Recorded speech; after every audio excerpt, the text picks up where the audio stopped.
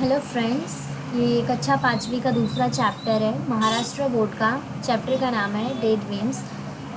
Day dreams मतलब क्या होता है, चलिए देखते हैं। सपना देखना। हाँ, डे ड्रीम्स मतलब होता है सपना देखना।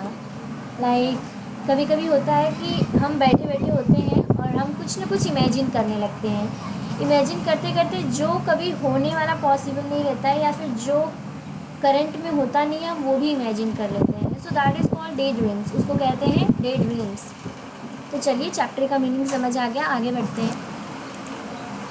ये है पहला पैराग्राफ। मैं पैराग्राफ पढ़ूंगी, फिर इनमें से कुछ वर्ड्स हैं, मैं उनका मीनिंग बताऊंगी, ठीक है।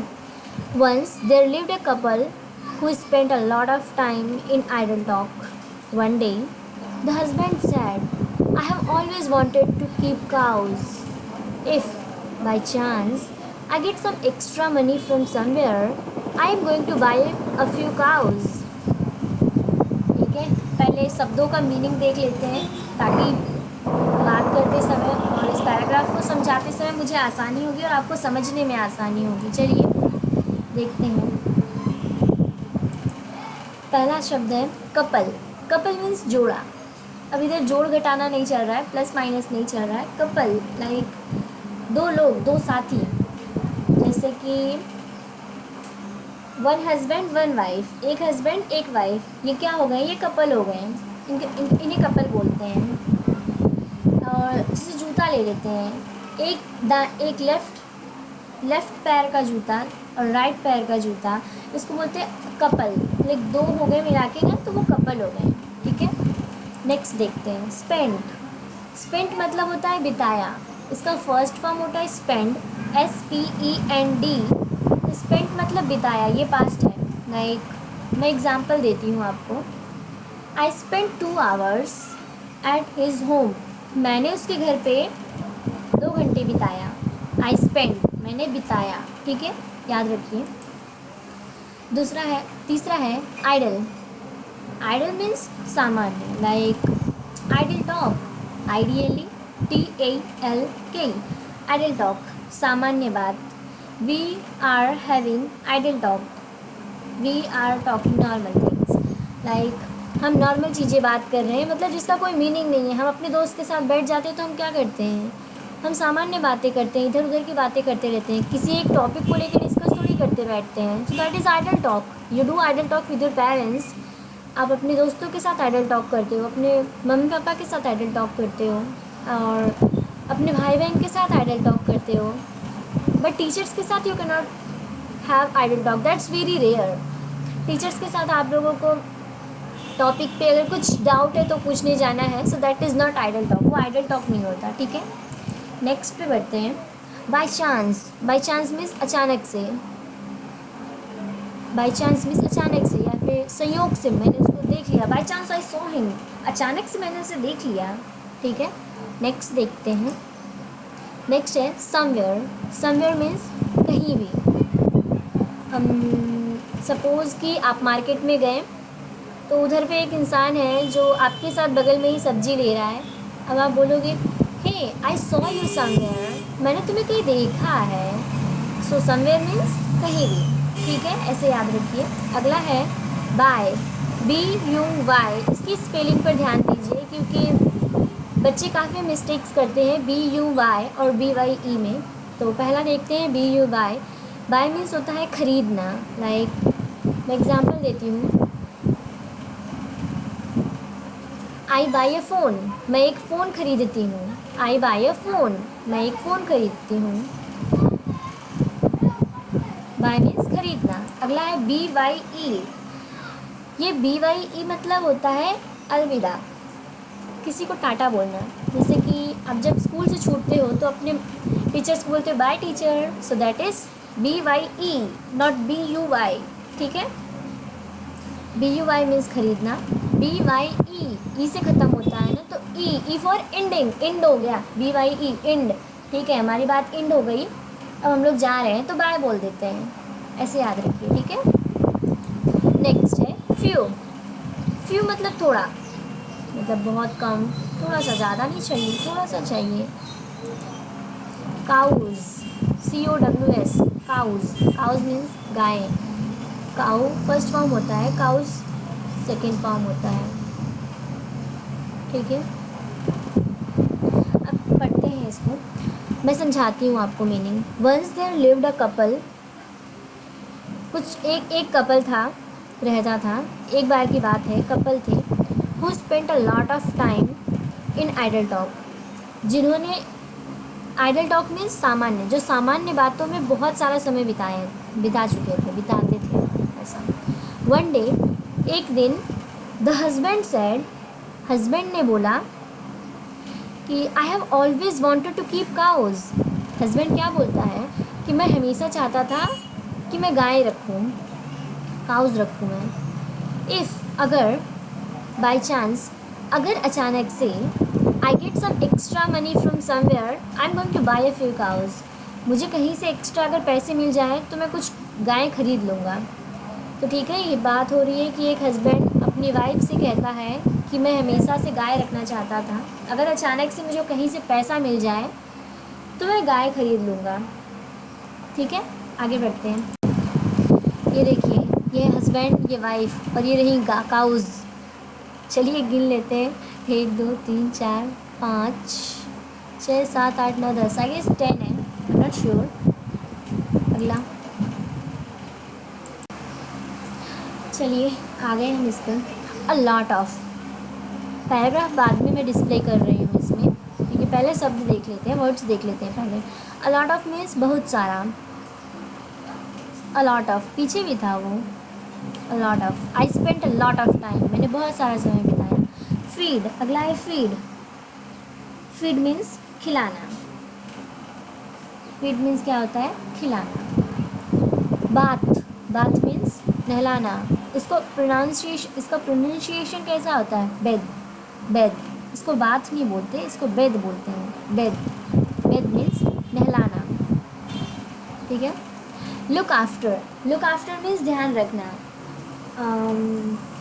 किसी के पीछे, मतलब जैसे माँ का एक छोटा बच्चा होता है तो माँ को हमेशा उसका ख्याल रखना पड़ता है, उसका ध्यान रखना पड़ता है, तो हम लोग बोलते हैं mom is looking after her kid, so ध्यान रख रही है वो उसका, लुक आफ्टर ध्यान रखना। इनफ, इनफ मीन्स पर्याप्त, खूब सारा, ठीक है। मोर, मोर मीन्स अधिक, बहुत ज़्यादा। अग्रीड, सहमत होना। प्लेंटी मतलब होता है खूब सारा। असाइड मतलब होता है बगल में। अनदर मतलब होता है दूसरा। रिमेनिंग मतलब बचा हुआ। चलिए पैराग्राफ पे आते हैं। पैराग्राफ इस तरह से है, but that means a lot of work. अब हस्बैंड बोलता है कि मैं कहीं से अगर पैसा मिल जाए तो गाय खरीदने वाला हूँ, तो पत्नी अब क्या बोलती है सुनने के बाद कि but that means a lot of work, लेकिन इसका मतलब है कि बहुत सारा काम करना पड़ेगा।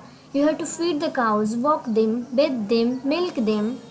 अब बोल रहे हैं कि अब उसको अब तो बहुत सारा काम करना पड़ेगा, ऐसे में तो हमें गाय को चारा देना पड़ेगा, उसको घुमाना पड़ेगा, चलाना पड़ेगा, चराना बोलते हैं, उनको नहलाना पड़ेगा, दूध निकालना पड़ेगा। Cows need a lot of looking after, उनका बहुत ध्यान रखना पड़ता है काऊ को। One cow would be enough, एक गाय पर्याप्त होगी। There is no need to buy more cows said the wife, और ज़्यादा गाय खरीदने की ज़रूरत नहीं है, एक बहुत हो जाएगी, क्योंकि उनके पीछे बहुत सारा काम करना पड़ेगा, उनको चलाना पड़ेगा, उनको खिलाना पड़ेगा, उनको नहलाना पड़ेगा, उनको दूध निकालना पड़ेगा। तो वो वाइफ बोल रही है। अब देखते हैं हस्बैंड क्या बोलता है। हस्बैंड बोलता है but think of all milk we will get if we buy more, said the husband. अब हस्बैंड बोलता है कि ज़रा सोचो कि अगर इतनी सारी गाय हो जाएंगी तो जो हमें दूध मिलेगा उसका क्या, बहुत सारा दूध मिल जाएगा ना हमें तो वाइफ बोलती है, the wife agreed that's true, wife बोलती है कि हाँ ये तो सच है। अब वाइफ आगे क्या बोलती है कि there will be so much milk that we can even have a plenty of dahi and butter and ghee, wouldn't it be lovely? How lucky that I have all these earthen pots kept aside. I will use one of the pots for milk, one for dahi, one for butter. The ghee I will put in another jar, and I will use this remaining pot to send milk to my sister. अब देखते हैं, wife तो सहमत हो गई कि हाँ ये तो सच है। फिर आगे क्या बोलती है कि बहुत सारा दूध होगा और बहुत, यहाँ तक कि हम उससे बहुत सारी दही बना सकते हैं, उससे बहुत सारा बटर बना सकते हैं, मक्खन बना सकते हैं, घी बना सकते हैं उससे, कितना अच्छा होगा ना।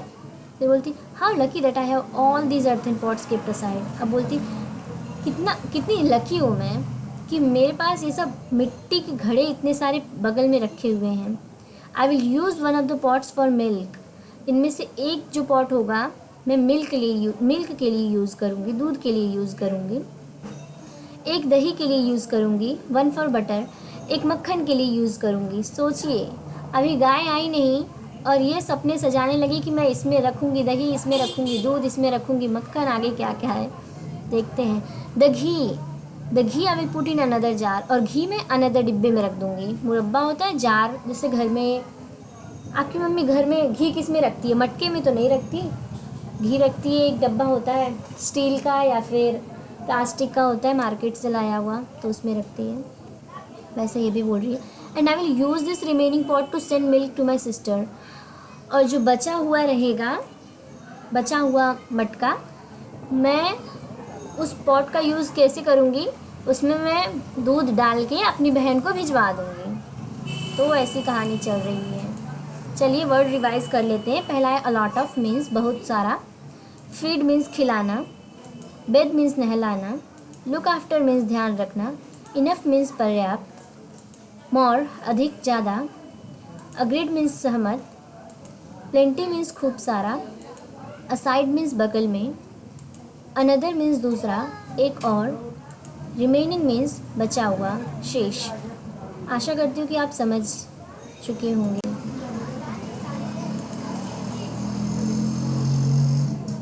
आगे देखते हैं। स्टोरी में ट्विस्ट आया है, बहुत ही अच्छा है। आगे आप बहुत पसंद करने वाले हैं इसे। मैं पहले समझा देती हूँ कि कहानी क्या है, फिर शब्दों पे जाएंगे ताकि आपको इंटरेस्ट आए, ठीक है। Send milk to your sister. Who said you could send milk to your sister. अब हस्बैंड बोला कि क्या अपनी बहन को दूध भेजेगी, कौन बोला कि तुम अपनी बहन को दूध भेज सकती हो। अब आगे, there will be plenty of milk if we have so many cows, why shouldn't I send it to my sister. अब वो बोल रही है कि अरे उधर बहुत ज़्यादा ही दूध रहेगा, खूब सारा दूध रहेगा वहाँ, तो बहुत सारी अगर गायें होंगी तो मैं अपनी बहन को क्यों नहीं भेज सकती, क्यों नहीं भेजना चाहिए मुझे अपनी बहन को। अब हस्बैंड बोलता है because we are going to sell it in the market, that's why. वो बोलता है क्योंकि हम इसे मार्केट में बेचने वाले हैं इसीलिए। I will decide what to do with all that milk. और मैं डिसाइड करूँगा कि इतने मिल्क के साथ करना क्या है। And not a drop of it goes to your sister, remember. फिर वो धमकी देता है कि ध्यान रखो कि इसका एक बूंद भी तुम्हारी बहन के पास नहीं जाएगा, ठीक है। आगे देखते हैं। I will see how you can stop me from sending a pot full of milk to my dear sister. ठीक है, मैं देख लूँगी कि तुम कैसे रोक पाते हो मुझे अपनी बहन को दूध देने से। I do all the hard work running after the cows. अब देखो, गाय आई नहीं, दूध बना नहीं, दही बनी नहीं, और ये बोल रही है कि सारा काम मैं करती हूँ, सारा हार्ड वर्क मैं करती हूँ गायों के पीछे भागते भागते। The cows so naturally I will decide what happens to the milk. मैं इतना काम करती हूँ तो मैं डिसाइड करूँगी कि मिल्क के साथ करना क्या है। Just try stopping me. ठीक है, मुझे रोक के दिखा दो, तुम कोशिश भी करके दिखाओ मुझे रोकने की। द वाइफ एक्सक्लेम्ड, ऐसा वाइफ बोली। स्टोरी में ट्विस्ट आया, आप समझ गए स्टोरी, आशा करती हूँ समझ गए होंगे। चलिए शब्दों पर ध्यान देते हैं। पहला है सेंड। सेंड मतलब भेजना, सेंड मतलब भेजना। Send milk to your sister, बहन को दूध भेजना, ठीक है। दूसरा कुड। कुड मीन्स सका, कुड मीन्स सका।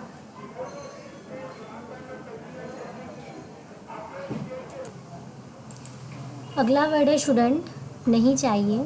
नेक्स्ट देखते हैं। सेल। सेल मतलब बेचना, सेल मिल्क, दूध बेचना।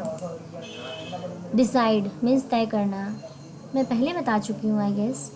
लाइक आप बोलते हैं अगर कि I will decide what I have to do, suppose आप एक ग्रुप के लीडर हैं, तो आप बोलेंगे मैं डिसाइड करूँगा कि होगा क्या है, ये मैं तय करूँगा कि करना क्या है, ऐसे, ठीक है। अगला है ड्रॉप, बूंद। ये हम लोग कहाँ देखे थे? अरे हाँ, that husband said that not a drop of it goes to your sister, remember. तुम्हारी बहन को एक बूंद दूध भी नहीं भेजा जाएगा। अ ड्रॉप ऑफ मिल्क, एक बूंद दूध, ठीक है। आगे देखते हैं। रन आफ्टर मीन्स पीछे पीछे भागना। लाइक एग्जाम्पल देखते हैं। किसी के पास तबेला है, तबेला मतलब जहाँ पे बहुत सारी गायें और भैंसों को रखा जाता है, तो वहाँ पे बहुत सारी गायें रहेंगी, तो जो उसका ओनर रहेगा, जो उसका मालिक रहेगा, उसको बार बार ध्यान देना पड़ेगा ना कि हाँ इसके हौदे में दूध है, इसमें इसके हौदे में पानी है कि नहीं है, चारा है कि नहीं है, कोई बीमार तो नहीं हो गई गाय। तो ये सब पूरा ध्यान देना पड़ता है, तो it is called running after, ठीक है। नेक्स्ट देखते हैं। हैपेंस, होता है। इसको भी मैं एक एग्जांपल से समझाती हूँ।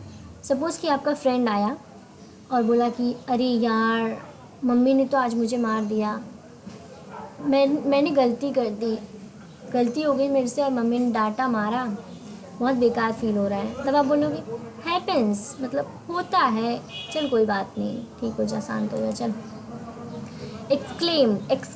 एक्सक्लेम्ड मतलब बोली, ठीक है। आगे की सीन में ये है, अगले पार्ट में ये आने वाला है, ये बंदा जो हाथ में छड़ी लिए हुए है। ऑलरेडी वीडियो 16 मिनट की हो चुकी है, तो मैं इसको दो पार्ट, इस चैप्टर को मैं दो पार्ट में डिवाइड कर रही हूँ। ये चैप्टर इस पार्ट में आधा मैंने कंप्लीट कर दिया है, फर्स्ट पेज। अगले पार्ट में मैं दूसरा पेज कंप्लीट कर दूँगी। उसके बाद इसमें जो एक्टिविटीज़ हैं मैं वो भी बताने वाली हूँ। तो आशा करती हूँ कि आप लोगों को ये सब चैनल, ये जो मैंने समझाया है वो सब कुछ पसंद आया। चैनल को लाइक, शेयर एंड सब्सक्राइब कीजिए, दोस्तों के साथ शेयर कीजिए।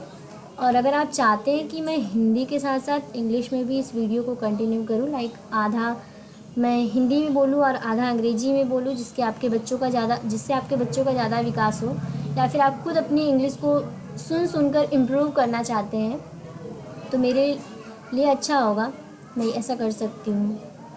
तो ठीक है, अपनी इच्छा बताइए। बाय बाय, मिलते हैं अगले वीडियो में।